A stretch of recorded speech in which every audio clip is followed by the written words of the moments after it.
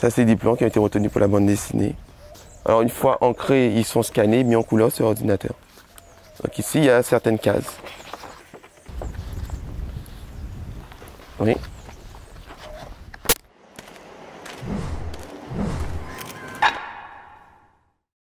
Bienvenue à tous sur Street Diamond Everywhere. Chose promise, chose due. On se trouve à Saint-Martin et actuellement je rends visite, je vais vous faire découvrir le BDiste illustrateur François-Xavier Siban.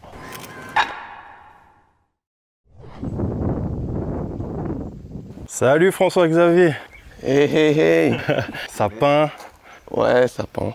Bon, je te rejoins de l'autre côté, je monte sur la plateforme. François-Xavier, tu es illustrateur, BDiste. Moi, ça me fait vachement plaisir de venir te voir à Saint-Martin, tout simplement. Là, tu nous as proposé un spot tout à fait particulier pour toi. Donc, on a une vue formidable sur toute la baie. Quelles sont les îles qu'on voit au large? Alors, au large, quand il fait très beau, on peut voir l'île de Saba. Tout au fond, on voit Porto Copcoy, c'est le bout de l'île, on est déjà parti, c'est la partie hollandaise, alors qu'ici on se situe en partie française. C'est la petite île de Saint-Martin qui est comme ça, il y a deux parties. Et la baie dont tu parlais, c'est la baie de Marigot. On continue, on longe le lagon, à Sandiguan, l'Eterbase, jusqu'à arriver à Porto Copcoy et Simpson Bay. Dans la Caraïbe, en général, on ne parle pas assez des illustrateurs BDistes. Donc toi, tu es là pour ça, pour représenter un petit peu. Et je sais que tu as publié deux bandes dessinées sur Amazon. Ouais. Donc Connection et To Edge. Exactement. Quel est ton parcours? Alors mon parcours, moi je suis un autodidacte en matière d'illustration. J'ai toujours aimé le dessin, depuis tout petit. Je n'ai aucun diplôme en art, je suis un autodidacte profond. J'ai appris en faisant, en regardant faire. Voilà, en lisant beaucoup de bandes dessinées. Tu as eu l'occasion de confronter tes dessins hors de la Guadeloupe au studio Mercier, qui est un studio aussi d'animation 3D. Oui. Donc je sais que ça t'a apporté pas mal de choses. Et je sais aussi que je crois que tu as fait une belle rencontre, notamment avec un ancien de chez Disney. Exactement. Le professeur de dessin à Studio Mercier à cette époque, tout comme Laurent Mercier, Xavier, ce sont des anciens du métier, des anciens du graphisme. Et ils m'ont apporté un regard sur le métier, sur ce que c'était que vivre du dessin, vivre en tant que professionnel de l'art. Et ça m'a donné, moi, envie de continuer là-dedans, mais surtout, ça m'a permis de me situer, en fait, par rapport à ce que je faisais, puisque j'étais à cette époque-là, dans un flou artistique. C'est-à-dire que je faisais, mais tant qu'on n'a pas un regard de professionnel, quelqu'un qui vraiment a fait sa griffe dans le métier, c'est difficile de se situer, de se demander, de se dire si vraiment ça mérite d'être montré. Et mes travaux les ont intéressés, donc du coup, j'ai commencé à ce moment-là à faire de la bande dessinée. Quelle est ta technique de prédilection? Alors, ma technique de prédilection, c'est la couleur directe à l'ordinateur, la tablette graphique, pour les dessins, pour une bande dessinée. Après, j'ai beaucoup de plaisir à travailler autrement et il n'est pas dit que ça allait rester ma technique de prédilection définitive. Avant, je faisais autre chose pour une matière de bande dessinée. Avant, je faisais des dessins directement sur le papier que j'ancrais, que je scannais et que je mettais en couleur à l'ordinateur. Aux Antilles, j'ai remarqué qu'il y a des éditeurs, mais il semblerait qu'ils soient plus basés sur des figures historiques ou des choses de ce genre, alors que toi, tu es plutôt dans le fantastique. On a l'impression que si on ne parle pas de sujets historiques ayant trait à la Caraïbe, en fait, eh ben, l'imagination n'est pas permise aux Antilles. Disons que pour l'instant, il n'y a aucun éditeur qui s'est démarqué en en lançant de nouveaux projets dans ce sens. Mais et bon, c'est vrai aussi que le côté étiologique dans les récits est prédominant aux Antilles. Du coup, tu as choisi de sortir tes 2 BD en tant qu'auto-éditeur. C'est vrai. Alors je me suis auto-publié sur Amazon, histoire que mes projets sortent un peu du tiroir, comme on dit. Mais mon but est toujours de rencontrer un éditeur et m'internationaliser au maximum. Connexion était sorti en septembre 2016 et To Age en mai 2017. To Age, c'est une BD science-fiction, un peu héroïque fantasy, monde futuriste, planète lointaine, et c'est une course-poursuite un peu entre des interplanétaires. Tandis que Connexion, ça se passe sur Terre. Et dans Connexion, c'est au fur et à mesure de l'avancée du récit que le côté futuriste arrive. C'est-à-dire que les 2 héros sont 2 jumeaux siamois et des Parisiens qui sont dans l'oisiveté. Par la force des choses, ils se retrouvent embrigadés dans une aventure qui les emmène à découvrir des secrets. Quels sont les auteurs justement qui t'inspirent?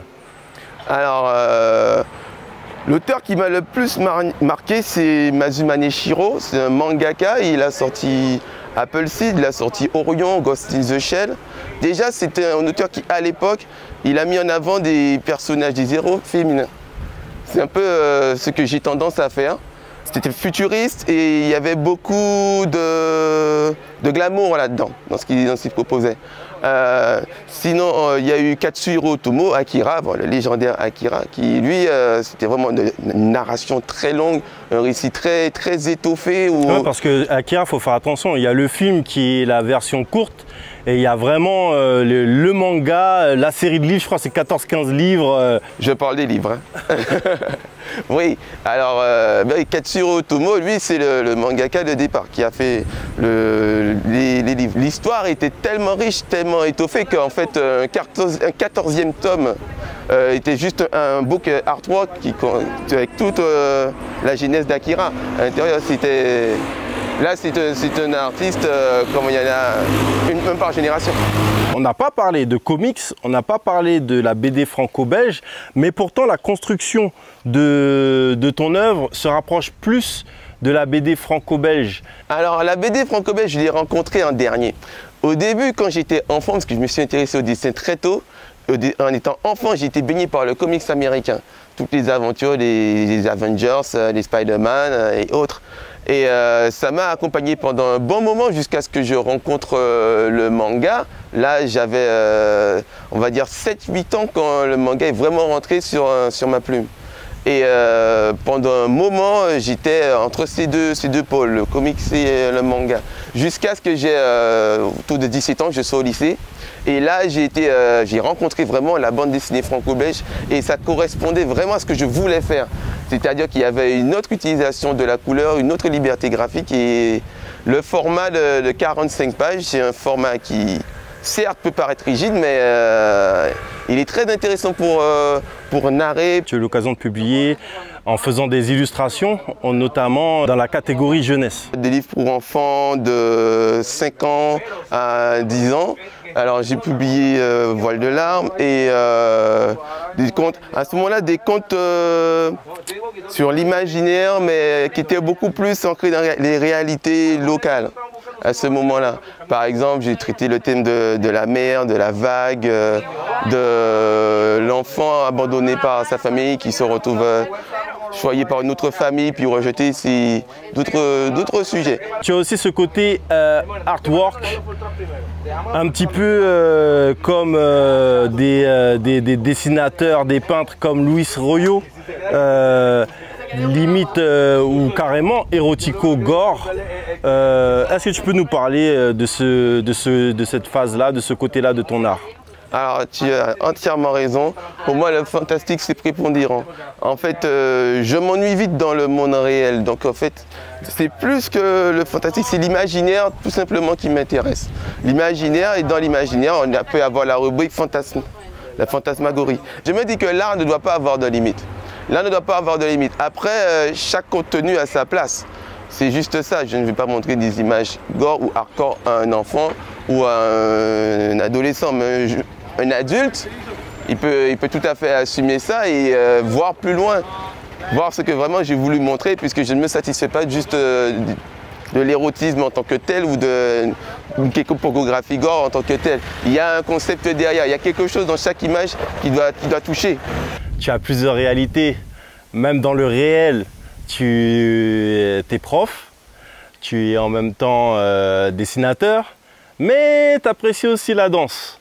Et j'ai cru comprendre que tu allais allier une de tes réalités à ta prochaine BD. Et en effet, mon prochain travail, c'est l'univers de la danse. J'aime la salsa. Les danses latines, généralement, vont rentrer dans un univers fantastique, avec des créatures du fantastique qui vont s'imprégner de la piste de danse, hein, dans une bande dessinée. On va voir ce que ça va donner. Et j'invite tout le monde à... Du fantastique dans la danse. Et ouais. Et oui, parce que la danse, c'est déjà très subtil comme univers. C'est déjà un univers qui est riche. Alors, si on y rajoute un peu de magie, alors qu'est-ce que ça peut donner? Faut voir. Qu'est-ce qu'on peut te souhaiter pour la suite, François-Xavier?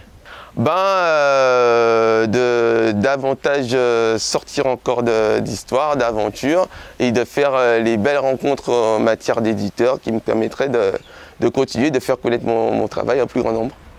Eh ben, merci François-Xavier. Merci Mac Parot, merci Chris Diamond. Nous étions en direct de Saint-Martin avec François-Xavier. Bon, bah maintenant on va partir du côté de Madinina. Street Diamond everywhere, peace. Oui, le petit François-Xavier, c'est quelqu'un qui regardait quelque chose à la télévision et il faisait des pages de BD de ce qu'il voyait à la télévision, mais juste pour pouvoir revivre ce qu'il avait vu à la télévision. Et aujourd'hui, François-Xavier, il fait de la vraie bande dessinée avec des codages de bande dessinée pour raconter quelque chose aux gens. Leur dire quelque chose qui n'a jamais été raconté avant.